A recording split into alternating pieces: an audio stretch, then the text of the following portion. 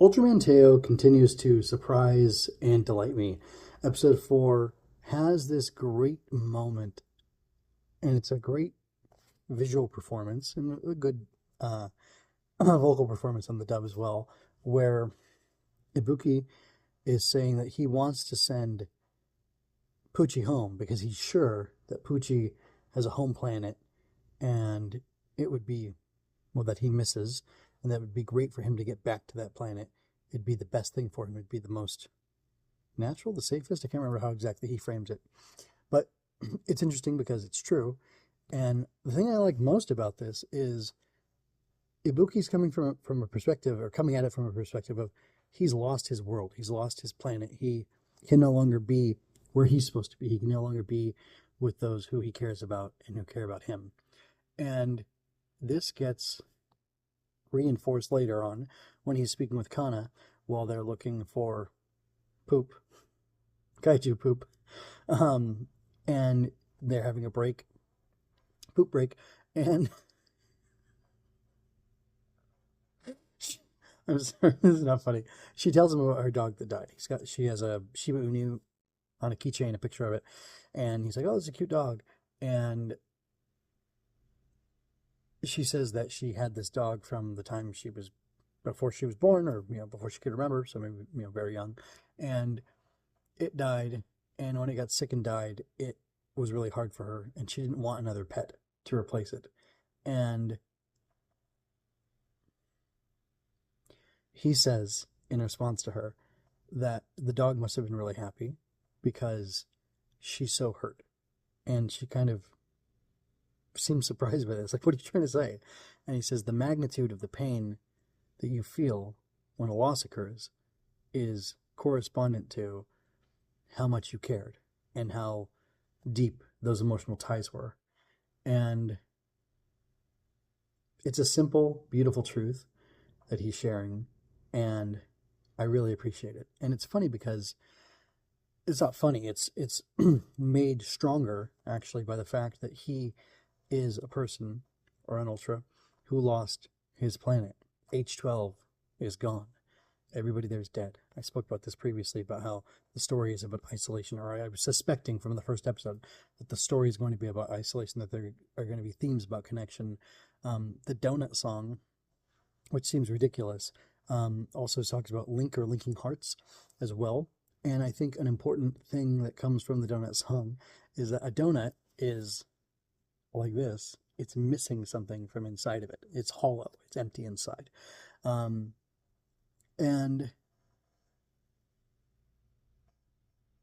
I think there's something there. I haven't read the lyrics 100% yet to really analyze them and see if it goes thematically with this idea.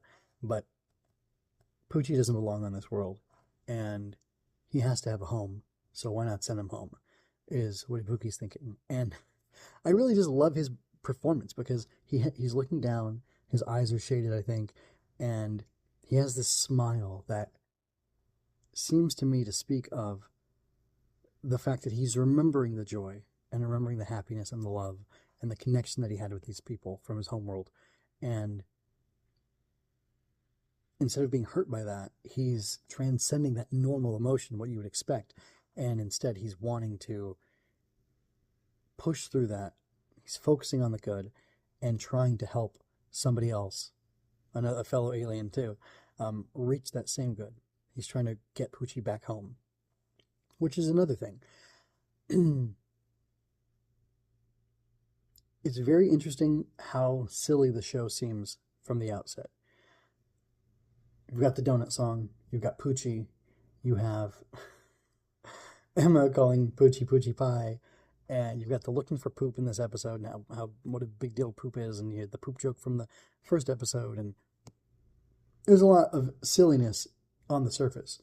Ibuki, he looks very earnest, but he also looks kind of like a goofball, which to me makes his more serious moments more impactful, which is good. You want that contrast, you want that range. But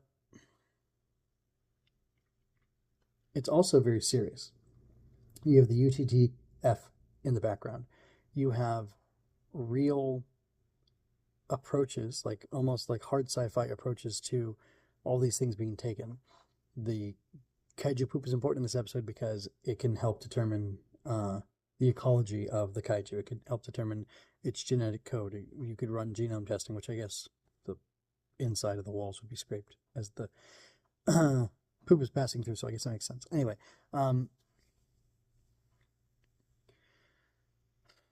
but also, more importantly, pushing past the poop, Pucci has a ship or pod that he landed in, and Ibuki is saying, let's send him home. Let's go to his pod. Let's put him in there and send him home because he's not meant to be here.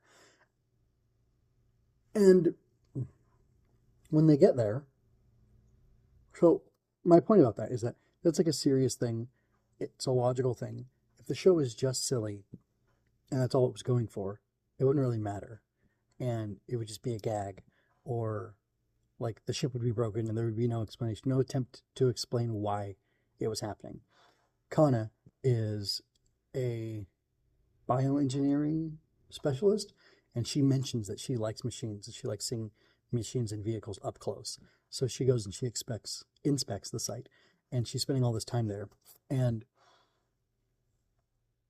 again, for a silly show, or what could be a silly show, or a show that contains a lot of silliness and a lot of cute things, and outright cute things, unapologetically cute, that's Pucci. That'll be on his gravestone, unapologetically cute. It's still taking like a more serious, hard sci-fi approach to things, and it's saying, if this kaiju was really in this world, and it really came through this pod, then what would the natural course of action be? Be to send it back home on the same pod. Again, there's a gag. Emma and Ibuki try to lift him up, but he's too heavy. Chunky guy. He's a thick king, you could say. And they're unable to get Pucci into the ship.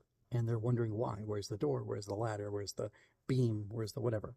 And that's a great point. There should be something like that. But again, they're asking the questions. And I really love how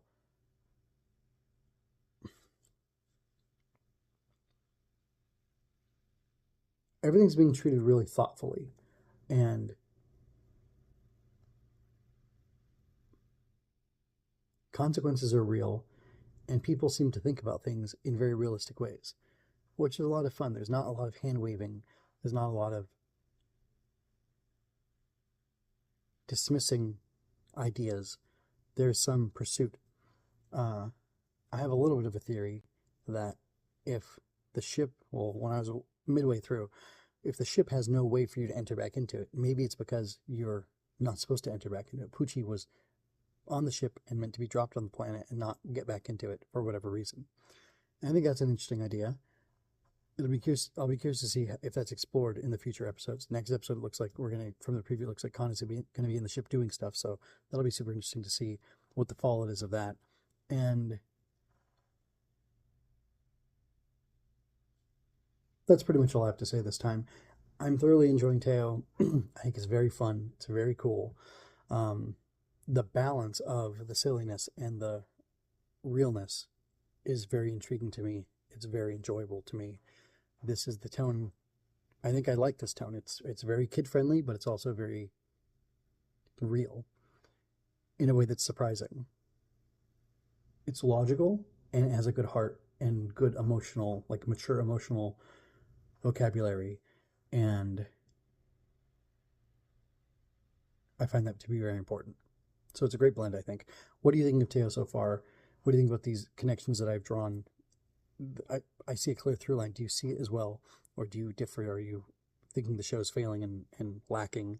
Let me know. Leave me a comment about that. And check my pinned comment where I have a link to my inspector's notes where I'm going to dive deeper into this episode. I might have memes linked there. I have a special loose thread section that's exclusive to the inspector's notes. You won't find it anywhere else. Mostly. So anyway, check that out. And you can also find the playlist for Omega, which this is not, which I'm finishing up right now, as well as this show, Teo, and Zets, and we'll see what else I cover. Until next time, folks, this is MJ with Henshin Inspection and Going Ultra, signing out.